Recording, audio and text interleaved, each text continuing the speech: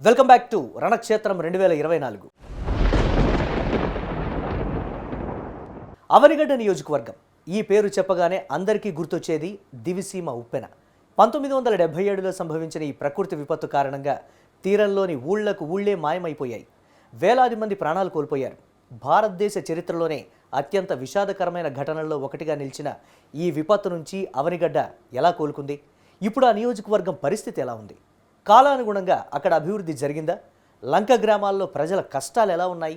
సుదీర్ఘ చరిత్ర, ప్రకృతి సౌందర్యం, ఎందరో ప్రముఖులతో అలరారిన అవనిగడ్డ నియోజకవర్గం విశేషాలు తెలుసుకుందాం.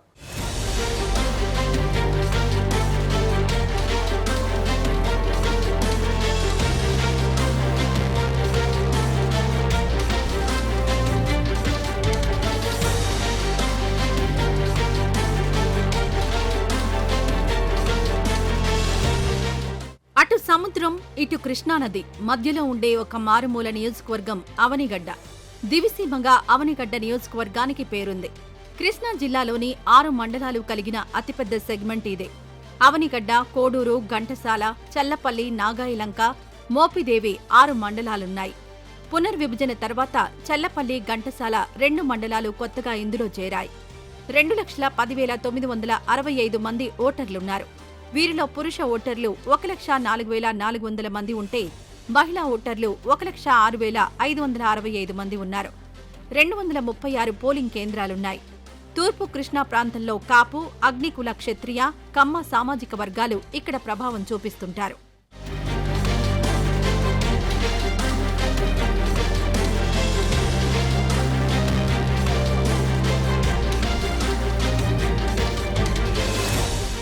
చెల్లపల్లి జమీందార్ యార్లగడ్డ శివరామప్రసాద్, మండలి వెంకట కృష్ణారావు, సింహాద్రి సత్యనారాయణ వంటి ఉద్దండులు ఒక్కొక్కరు 3 సార్లు అవనిగడ్డ నుంచి విజయం సాధించారు.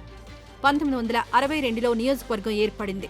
అంతకుముందు దివి నియోజకవర్గంగా ఉండేది. మొత్తం 15 సార్లు ఎన్నికలు జరగ్గా కాంగ్రెస్ 8 సార్లు, తెలుగుదేశం 6 సార్లు, వైసీపీ 1 సారి విజయం సాధించాయి. మండలి వెంకట కృష్ణారావు కుమారుడు బుద్ధ ప్రసాద్ 2 సార్లు గెలుపొందారు. 1972లో దివిసీమ గాంధీగా పిలిచే మండలి కృష్ణారావు ఏకగ్రీవంగా ఎన్నికయ్యారు.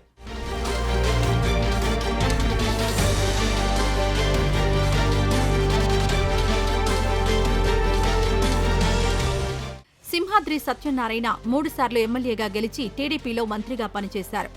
5 దశాబ్దాలుగా మండలి కుటుంబానికి కాంగ్రెస్తో అనుబంధం ఉంది. అయితే విభజన తర్వాత బుద్ధ ప్రసాద్ కాంగ్రెస్ పార్టీని వీడి టీడీపీలో చేరారు. 2019 ఎన్నికల్లో సింహాద్రి రమేష్ బాబు 20,725 ఓట్ల మెజారిటీతో మండలి బుద్ధ ప్రసాద్పై విజయం సాధించారు. ఇక్కడ ట్విస్ట్ ఏమిటంటే జనసేన అభ్యర్థి ముత్తంశెట్టి కృష్ణారావుకి 28,554 ఓట్లొచ్చాయి. రేపు వీళ్ళిద్దరూ కలిసి పోటీ చేస్తే వైసీపీకి ఇబ్బందేనని అంటున్నారు.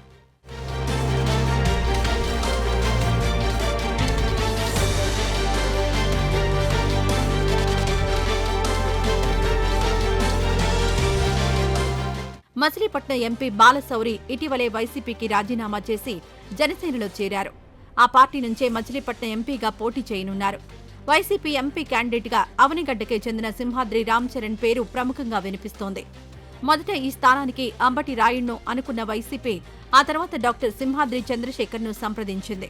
అయితే ఆయన తనకు కాకుండా తనయుడు రామ్చరణ్కు సీట్ ఇవ్వాలని కోరగా జగన్ దానికి ఓకే అన్నట్టు తెలుస్తోంది.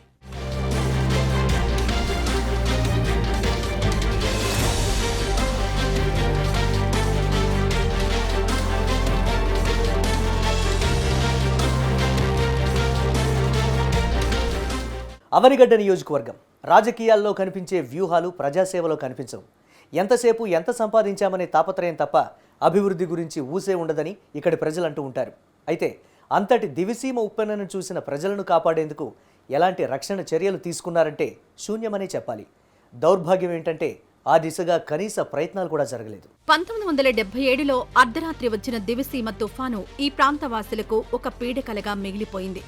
తల్లిదండ్రులను కోల్పోయిన పిల్లలు, పిల్లల్ని కోల్పోయిన తల్లిదండ్రులు, భర్తలను కోల్పోయిన భార్యలు, ఇలా ఒకటి కాదు ఎన్నో విషాద గాథలు. ఆ గ్రామాల్లో ఏ ఇంటిని కదిపి చూసినా దివిసీమ కథ వినిపిస్తూనే ఉంటుంది. ఇప్పటికీ దివిసీమ తుఫాను అంటే అక్కడి ప్రజల కళ్లలో భయం కనిపిస్తుంది. ఇది ఆంధ్రప్రదేశ్ చరిత్రలోని అతిపెద్ద ప్రకృతి విధ్వంసంలో ఒకటిగా నిలిచింది. బలమైన ఈదురుగాలులు 6 అడుగుల ఎత్తుగల ఉప్పెన ఒక్కసారి ఊరి మీద పడ్డంతో క్షణంలో అంతా తుడిచిపెట్టుకుపోయింది.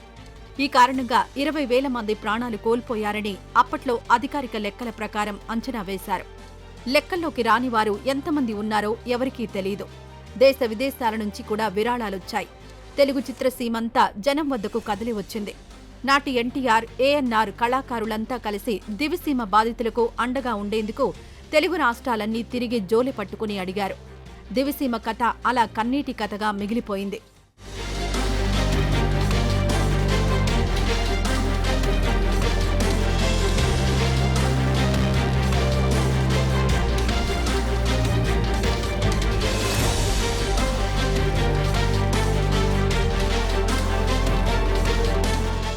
అంత విషాదం నుంచి బయటపడిన ప్రాంతం దీన్ని ఏవైనా అభివృద్ధి చేద్దామన్న ధ్యాస ఒక్క నాయకుడికైనా ఉందా అంటే సమాధానమే దొరకదు. ఎదురు మొండి నిలిచి ఎలిచెట్ల దిబ్బకు వెళ్లాలంటే ఇప్పటికీ పడవ ప్రయాణమే దిక్కు. రోజు పిల్లల్ని బడులకు పంపించాలంటే బిక్కుబిక్కుమంటూ గుండెలను అరచేతిలో పెట్టుకుని ఆ సుడులు తిరిగే కృష్ణమ్మ వడిలో పంపిస్తుంటారు. వారధులు నిర్మించాలని ఎన్నిసార్లు చెప్పినా ప్రతి 5 ఏళ్లకొకసారి వచ్చే నాయకులు ఇదిగో అదిగో అంటారు. ఓట్లు వేశాక ముఖం చూపించరని ప్రజలు తిడుతున్నారు. రాజకీయ పార్టీలు అటు తెలుగుదేశం, కాంగ్రెస్, వైసీపీ ఏవి వచ్చినా మా బతుకులింతేనని అంటున్నారు. ఇక నాచుగుంట, గొల్లమంద, కృష్ణాపురం గ్రామాలకు ఎన్నికల సామాగ్రిని జీపులతో సహా పంటు మీద కృష్ణానది పాయను దాటించి తీసుకువెళ్తుంటారు. స్వతంత్రం వచ్చి ఇన్నేళ్లైనా ఇంతకన్నా దౌర్భాగ్యం మరొకటి లేదని అంటున్నారు.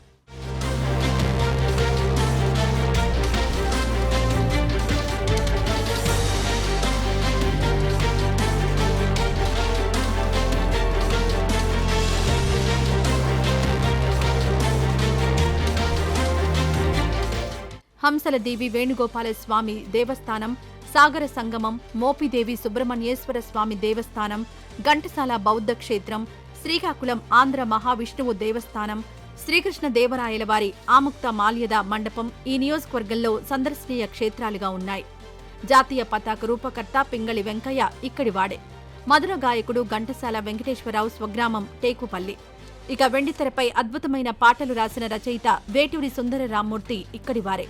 మహోన్నత రచయిత వేటూరి ప్రభాకర శాస్త్రిల స్వగ్రామం పెద్దకళ్లేపల్లె ఇక్కడే ఉంది.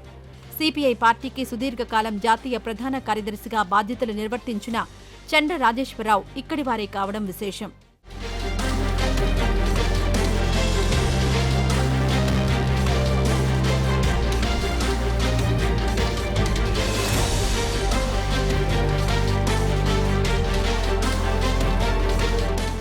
ఎంతోమంది గొప్పవాళ్లు ఇక్కడి నుంచి ఉన్నారు.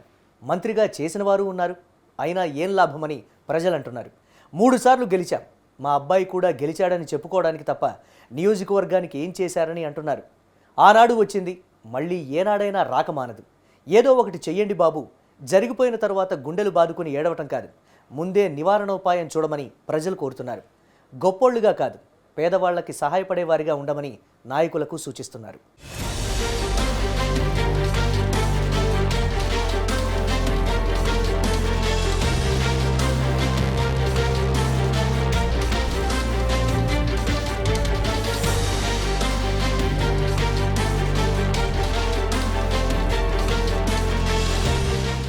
ఇవి వాటి రణక్షేత్రం విశేషాలు.